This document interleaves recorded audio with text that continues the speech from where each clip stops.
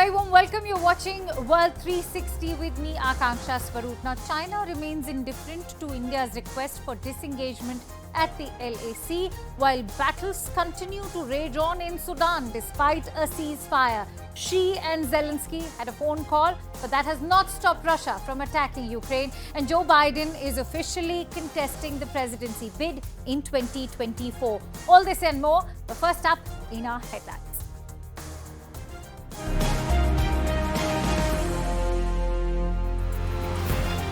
India welcomed the defence ministers of SCO member states in New Delhi this week, but the India-China bilateral stood out with no handshake, smile or resolve.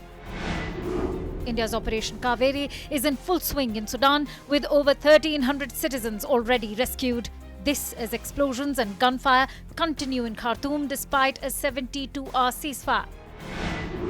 Chinese President Xi Jinping and his Ukrainian counterparts speak by phone in their first conversation since Russia's invasion of Ukraine.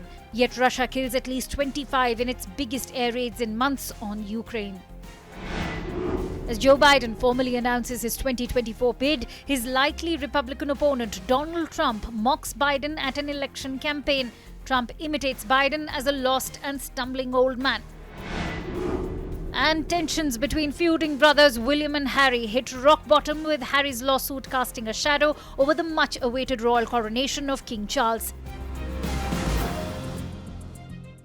Well, let's begin this segment with our top focus on the SCO Defence Ministers meet in India. India's Defence Minister Rajnath Singh chaired the Shanghai Cooperation Organization's Defence Ministers meeting in New Delhi.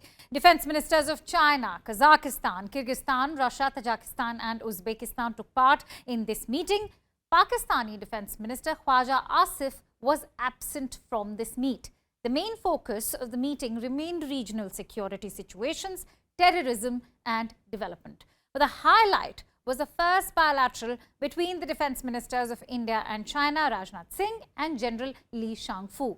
It is the first high-level military visit from China since the LAC crisis began in Galwan in the year 2020. Now, the defence ministers meeting was somber, with no handshake, smile or a sense of warmth.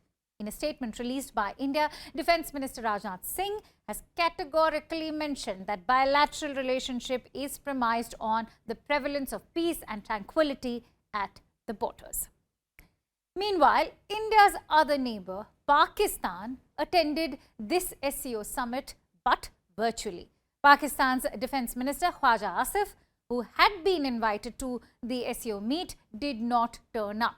Instead, the Special Advisor to the Pakistan Prime Minister on Defence, Malik Ahmed Khan, made his appearance through a video conference. Although there was no face-to-face conversation, India's Defence Minister addressed the fellow counterparts about the issue of terrorism.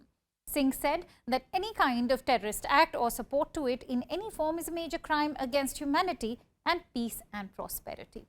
Let's also try and get in a sense of perspective in terms of how this defence ministerial meet, especially the bilateral, panned out between India and China. And for that, I'm joined in by former senior diplomat, Mr. G. Parthasarathi. Ambassador, thank you so much for joining in. Now, speaking of the India-China bilateral between Raksha Mantri and Li Shangfu, how do you assess China's intention on the border issue, especially when it's not even acknowledging the need for complete disengagement? China has two major objectives. One, to undermine us on our immediate borders by taking over places which are really been in our possession for a long time and have always been ours. We saw it in the case of Ladakh, where it dragged on for months. Both sides took heavy casualties by our standards. And in the case of there, we came later this year to the Arunachal Pradesh. And in Arunachal Pradesh, I've dealt with them. They don't get out early easily. In 1986, they went into a part of the province, and it took us about 6 or 8 years to get them out. Before that was after Prime Minister Rajiv Gandhi met their top leader, then Deng Xiaoping. Now, the problem is that China's present leader is not Deng Xiaoping. He's got a certain sense of arrogance. and a certain sense of wanting to dominate Asia, Right. and that he finds India an obstacle. After all, we received him, Mr. Modi looked after him. So it's nothing personal, it's just his hardcore beliefs on India we have to worry about. And right now, his Chinese policy is therefore to what I call a salami slicing, Mm. taking bit by bit. That's what they tried recently in Arunachal. It didn't work because Right. ultimately they are looking for the heights of the mountains in Arunachal in the Tawang area. All right, let's now also talk about Pakistan. The country's defense minister was absent from the SCO meet. In fact, the defense advisor to the Pak Prime Minister was present, that too virtually. What does it speak of Pakistan's approach to the SCO agenda? Well, let me put it this way. Having been 7 years in Pakistan, one understood Pakistan much better than China. China is an enigma. But in the case of Pakistan, let's look at it this way. They're in a horrible mess, whether they like it or not. Economically, politically, uh, they have faced serious problems now, even from the United States in getting assistance. They are being squeezed by the Americans. Who's backing them alone? China. Just one thing we forget. Pakistan did not build its nuclear weapons or missiles. The designs were Chinese. The engineering technology was Chinese. So if Pakistan can hit us from with nuclear weapons and missiles from Delhi to Andaman and Nicobar Islands, it is not a Pakistani weapon. It is a China-supplied weapon, China-supplied nuclear weapons designs.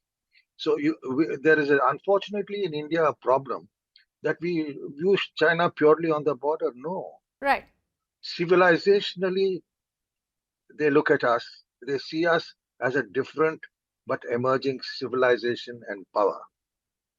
That is an anathema. There are two races they would look at that way. One is Japan, the other is us. All right. Thank you for explaining that so eloquently, Ambassador Parthasarathy. It's been a pleasure to have you on my show. And with that, let's now shift focus over to Sudan. India's Operation Kaveri is in full swing, and according to official data, the total number of Indians brought home now stands at 1,360. From Air Force jets to naval ships, India is scrambling to rescue every single one of its citizens stranded in the war-torn country. India's Minister of State for External Affairs, V. Muralidharan, is stationed at Jeddah to supervise Operation Kaveri. The Saudi port has emerged as the midpoint where, with the cooperation of the Saudi authorities, India has now set up a coordination center. Next week, the focus of Operation Kaveri is shifting to those groups of Indians who live in distant parts of Sudan away from Khartoum. This is likely to be a more challenging part of the operation, as many are caught in places like El Fashir and Darfur, which is highly volatile at the moment. However, the most important factor that enabled India to evacuate its citizens during the last 4 days was a 72-hour ceasefire that was brokered by the Americans, and it remains to be seen if the warring sides agree to extend it. Having said that, let's also tell you about India's past operations. The Indian government has launched several successful missions in the past aimed at rescuing and bringing back its citizens stranded in other countries. But due to be it natural disasters, even conflicts or other crises, let's briefly sum up these past evacuations that India has undertaken. First up is Operation Ganga. When the Russian invasion into Ukraine left its major cities under siege, India made prompt efforts to evacuate its citizens stuck in the war-hit country by launching Operation Ganga. The Indian tricolour also came to the rescue of the stranded Indians, even Pakistanis and Turkish students safely crossing various checkpoints in war-torn Ukraine. Operation Dev Shakti. In 2021, when the Taliban took control of Afghanistan, India began the complex evacuation mission Operation Dev Shakti by airlifting hundreds of Indians from Kabul to Delhi. That was the beginning of a challenging evacuation operation due to the chaotic situation in Kabul.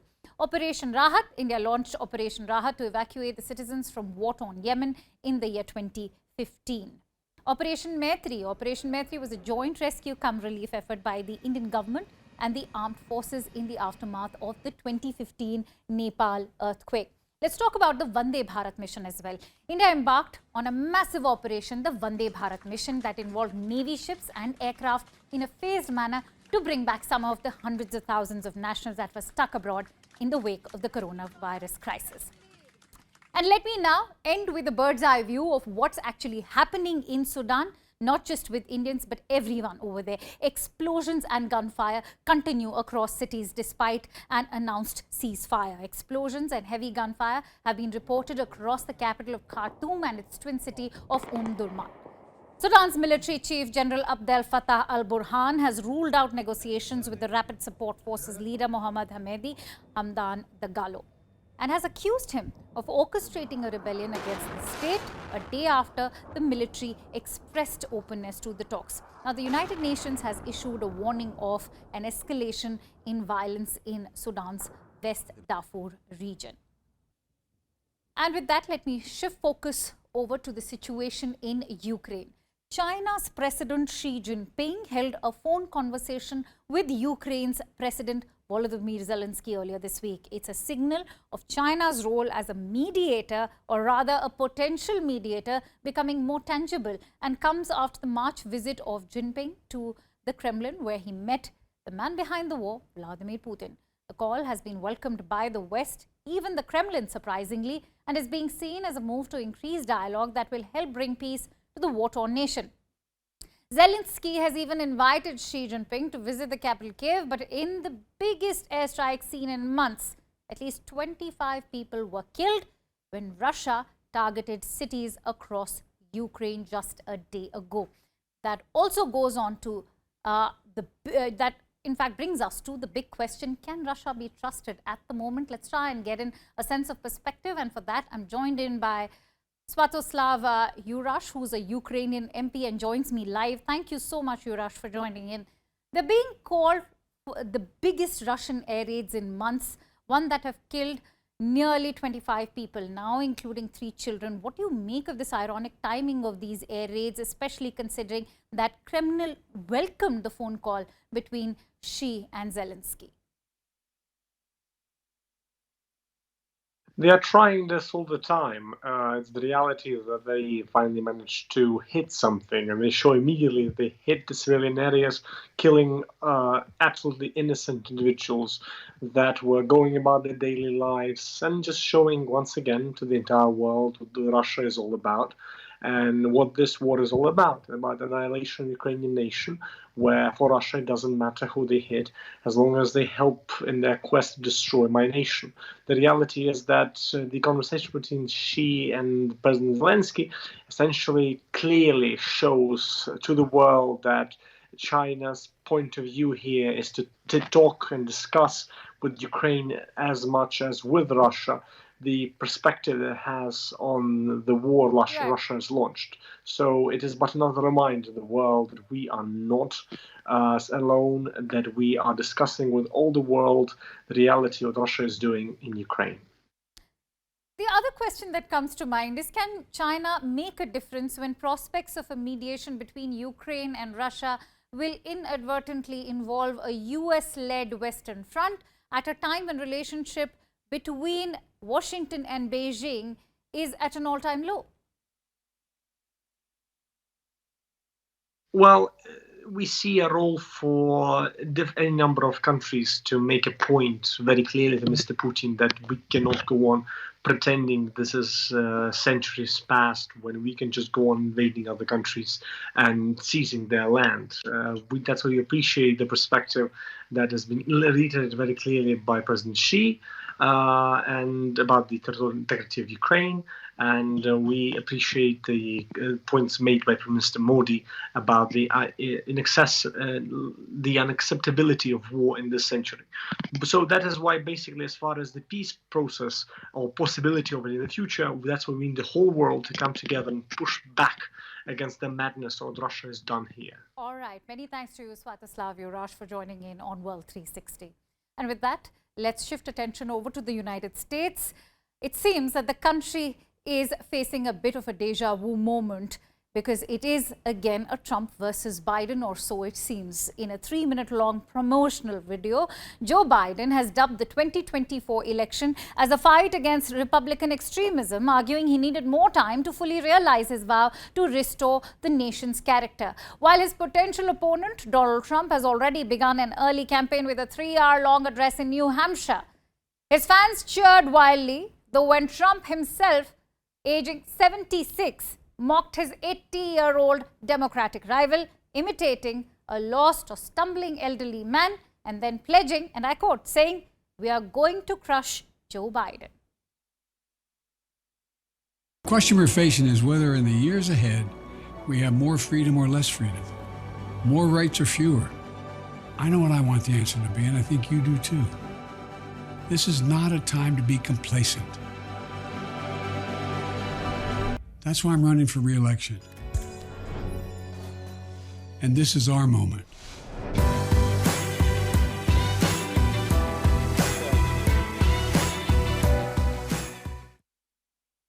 Biden announced his presidential campaign by, get this, a prepackaged video. I was going to do that for you today. I'll do a little video, send it up to New Hampshire. You wouldn't have been very happy about that. But when you're running for president, you think at least one time you'd get up and say, "I'm running for president." Where am I going? Where the hell am I going? I want to get out. Oh, no, over there, over there.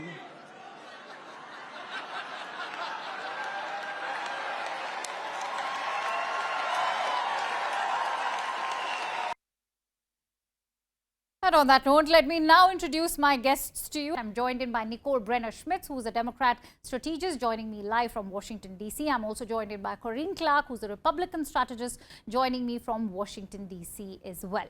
Nicole, President Biden has cast the next election as a fight for democracy and personal freedom, saying, "Let's finish the job." What do you make of the messaging of this video? No, I mean, this is exactly what Biden has been all about this whole time. He announced in 2020 or in 2019 for the 2020 race, as it reiterates in this video, to save the soul of America. We saw democracy play a central role in the 2022 midterm elections. We saw Americans that are very concerned about freedoms that are being taken away from them. And he really leaned into that. He wants to talk to, look, there's no doubt that we're going to talk about Joe Biden's age and that he's older. But what he's communicating is with a large chunk of the Democratic Party, which is a lot of younger voters, about their ideals and their values and what he's going to continue doing, his work on climate change and different things that they have said are important to them that they want to see continued. Right. Corinne, if I could bring you in on this, will Americans view the video positively when the US president is urging his country to vote for him only so that he can finish the job? Yeah, well, when you think of the Biden record for these last couple of years and he promises to finish the job, that sounds more like a threat than the kind of hopeful promise you'd hope to base a presidential campaign on. We've seen terrible economic consequences of Biden's energy policies, of his regulations, of his executive orders, and he's promising he wants to do more of that. I think it doesn't sound positive, but you know what? I don't think that there is anyone less excited to hear Biden's announcement than his own party. So right. I think the energy is pretty low for the Democrats, and this video is pretty low energy.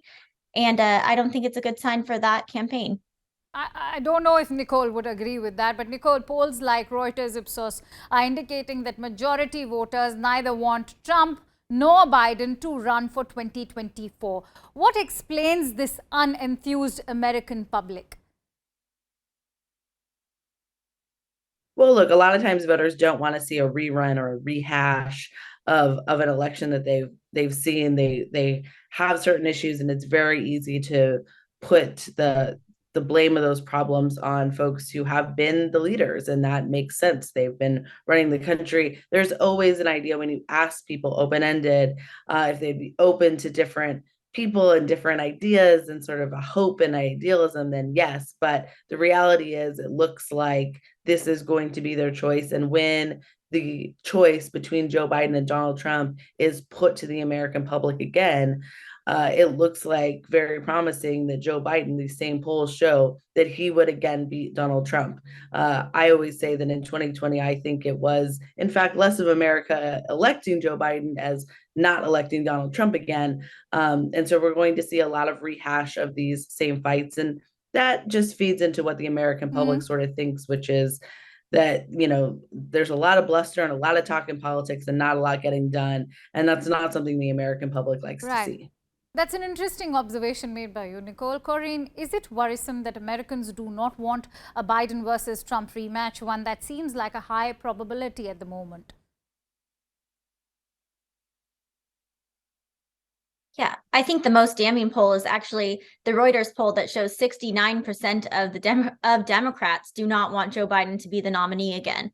Now, there are a lot of polls about the general election there that can be interpreted in many different ways, though Donald Trump does have an edge. But the best edge that Donald Trump has is that the enthusiasm in his own party is much higher for him than the Democrat enthusiasm for Joe Biden.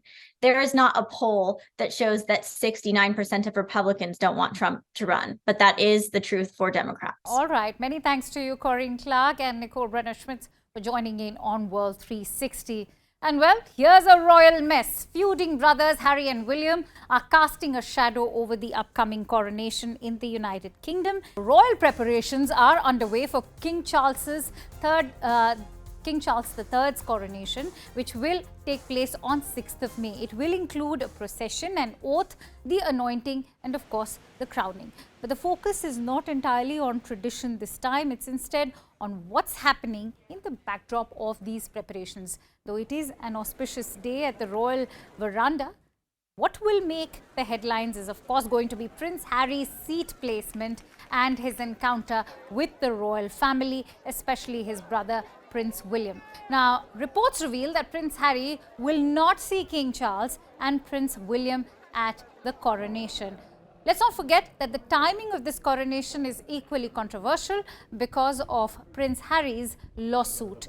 Remember, he's sued Rupert Murdoch, and what kind of ramifications will this lawsuit have on the coronation ceremony? It seems that it's already overshadowing the coronation, which is all set to take place on 6th of May. Let's try and get in a sense of perspective, and for that I'm joined in by CNN News 18's Sanjay Suri.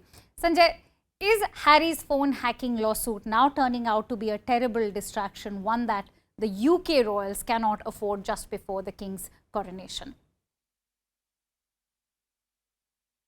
This is, Akanksha, turning out to be a serious distraction at the least, and it's not just between brothers. Most damagingly, it emerges from a witness statement that Prince Harry has presented to the court, where the matter currently is being heard, that it was his father who stopped him proceeding against Murdoch's newspapers group to pursue claims over hacking.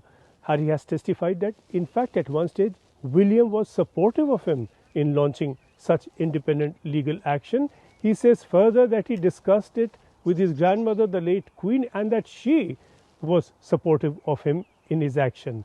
All that seems to have changed later, and he says that at one stage he was summoned to Buckingham Palace and told to drop the move. He said that this was, and this he says in his words, a direct request or rather demand from my father.